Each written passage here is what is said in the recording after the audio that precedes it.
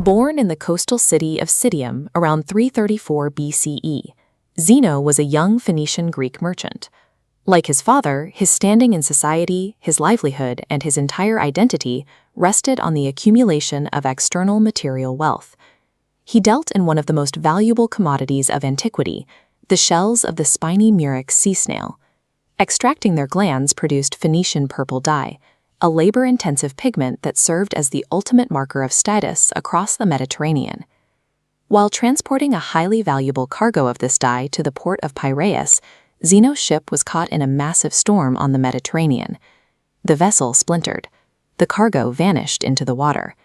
In a matter of minutes, his entire financial net worth and social standing were annihilated. The sea dictates its own terms, proving to Zeno that any identity built entirely on external fortunes is incredibly vulnerable to sudden destruction. Zeno survived the wreck and washed ashore near Athens. He arrived in the city stranded, physically exhausted, and totally penniless. The wealthy merchant was gone.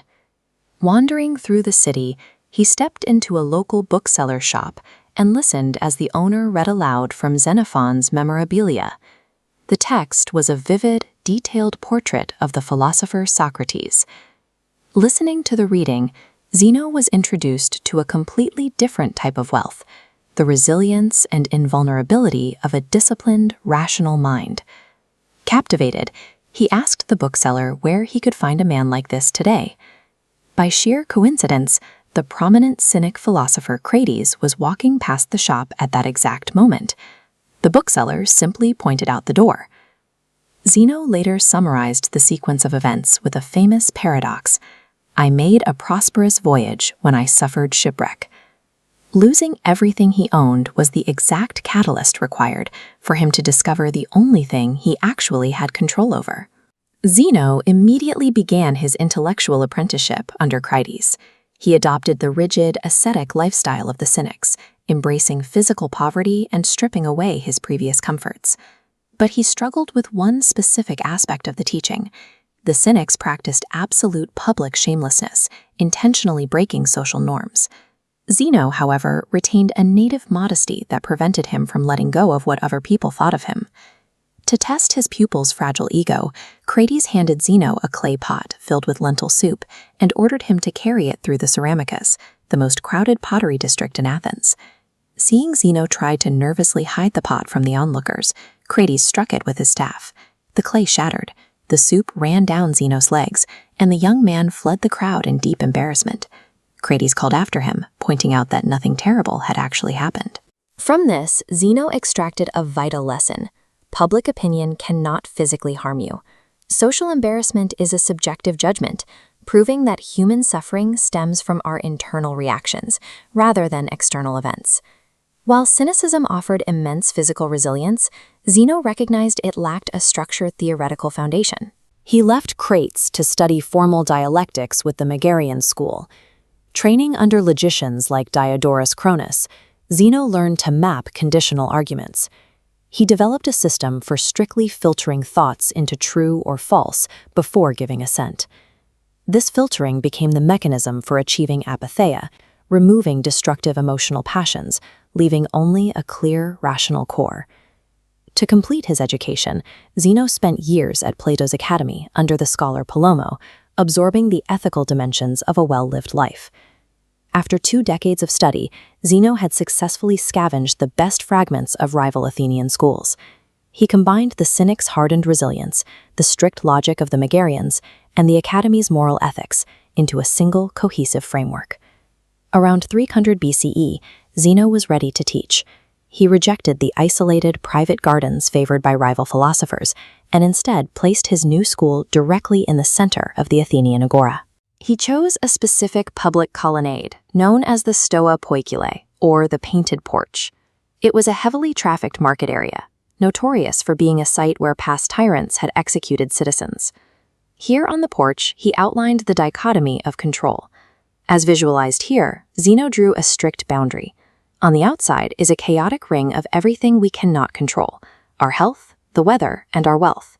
On the inside is the one thing we can completely control: our own reasoning. Everything in that outer ring is classified as an indifferent. While you might prefer to have money or status, they are ultimately irrelevant to a flourishing life. True value exists exclusively within the inner circle of the mind. Because Zeno taught this directly in the public square, his philosophy became highly accessible. He turned abstract academic theory into practical, daily armor for everyday citizens trying to navigate the uncontrollable storms of life. In his later years, Zeno became a highly revered figure in Athens. Even powerful leaders like King Antigonus II of Macedonia sought his counsel and attended his lectures.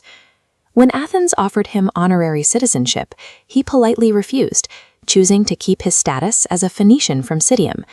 Political accolades held no sway over his identity. He maintained a strict economy of words. When a young student began speaking at length without thinking, Zeno offered a final piece of practical advice. The reason why we have 2 ears and only 1 mouth is that we may listen the more and talk the less. Ancient Athens in the early 3rd century BCE was an intellectual vacuum. The great classical era of Socrates, Plato, and Aristotle had fractured into competing, often cynical schools of thought. For the citizens walking among these stone ruins, a pressing question remained. In a chaotic and uncertain world, how can a human being actually know what is real? A shipwrecked merchant from Cyprus arrived to answer that question. Zeno of Citium approached philosophy as an engineering project. He set out to build a comprehensive, interlocking view of reality from the ground up. This diagram maps the strict tripartite system Zeno designed. He divided all human inquiry into 3 load-bearing pillars: logic, physics, and ethics. To the early Stoics, these disciplines could not be separated or studied in isolation. As the geometry shifts into an orchard, we see Zeno's metaphor for how these interact. Logic is the protective outer wall. Physics is the fertile soil inside. Ethics is the fruit that the soil and wall work together to produce. Before Zeno could propose his radical vision for human society, he had to lay the stones of that protective wall. He had to prove that objective truth existed and that the human mind was capable of acquiring it. The skeptics in Athens argued that human senses were too flawed to trust. Zeno countered this by defining a precise mechanical process for acquiring truth, a concept he called catalepsis, or comprehension. This black figure animation replicates a physical demonstration Zeno performed for his students. He would extend a flat, open hand. This represented a raw sensory impression, the passive reception of outside data by the mind. Next, he slightly closed his fingers. This motion represented assent. The mind is evaluating the raw data and voluntarily agreeing that the impression accurately reflects reality. Then Zeno curled his fingers tightly into a solid fist. This was catalepsis. The mind has fully grasped the fact, locking it into place so securely that no skeptical argument could pry it loose. Finally, he brought his left hand over and gripped the fist tightly. This represented absolute systematic knowledge. All individual facts are woven together into an impenetrable web, a state of perfect understanding achievable only by the ideal Stoic sage. By proving that facts could be physically grasped and verified, Zeno established that the universe is inherently knowable. With the protective wall of logic secured, he moved inward to map the fertile soil, the physical laws of nature. Zeno's physical universe is strictly corporeal. He rejected the abstract, separate realms of Plato and the empty voids of Epicurus. To the Stoics, if something has the capacity to act or be acted upon, it must be a physical body. This physical reality divides into 2 principles. The first is the passive principle, raw, inert matter, devoid of shape. Pushing through it is the active principle, a designing fire or logos. This vital breath permeates the matter, giving it structure, tension, and form. Because this rational fire weaves through every single atom of the cosmos, there is no room for random chance. Every event, from the weather to human interaction, is bound within a mathematically precise and rational chain of cause and effect. The Stoics called this absolute chain of causality fate, or divine providence. It governed a cosmic engine operating on a massive, cyclical scale. At each epoch's end, the universe undergoes ekpyrosis. the structured world dissolves into pure, rational fire, consuming everything down to a single energetic ember. From that fire, the universe is reborn. Zeno taught a doctrine of endless recurrence, where the exact same sequence of events unfolds in identical detail, over and over again for eternity. If a person is trapped in an unyielding, perfectly rational machine, fighting the gears only causes suffering. True peace requires a person to align their own rational mind exactly with the laws of the universe. That alignment is the final fruit of Zeno's system, ethics. The ultimate goal of human life is defined simply as living in agreement with nature.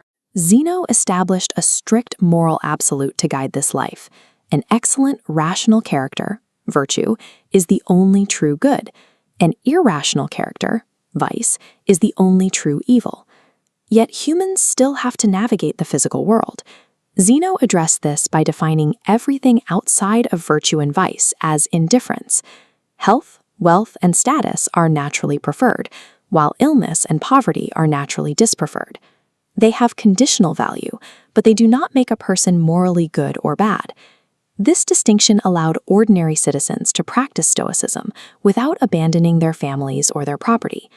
By mastering their logic, understanding the physical universe, and detaching their self-worth from external indifference, individuals stabilize their own minds.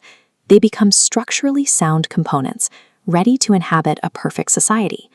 The ultimate application of this system was Zeno's most radical text, his blueprint for the Republic. He envisioned an anarchist cosmopolis inhabited entirely by the wise. Because every citizen is perfectly rational, the city requires no money, no law courts, and no temples. Ancient art like this black figure pottery reflects the communal ideal Zeno expanded upon. In his republic, men and women wore the same clothes, shared absolute equality, and were bound together exclusively by reason and mutual affection. Zeno embodied the rigorous logic of his system for decades in Athens, teaching from the Painted Porch, or Stoa, until his final moments. When his death finally came around 262 BCE, it was entirely on his own terms. Tripping and breaking his toe on the way out of the Stoa, he quoted a line of poetry acknowledging his time was up, held his breath, and passed away on the spot. The practical system Zeno forged out of his own financial ruin survived for millennia. It armed Roman emperors, influenced early Christian theology, and provided the foundation for modern cognitive therapy. He built a mental fortress designed to withstand the one thing the sea could never drown, the human mind. The city of Athens honored his immense moral influence with a bronze statue, a public tomb, and a golden laurel wreath. The highly structured path of logic, physics, and temperance he engineered left a permanent mark on human history. Millennia later, a crater on the moon was named Zeno, cementing his philosophy in the physical cosmos he sought to understand.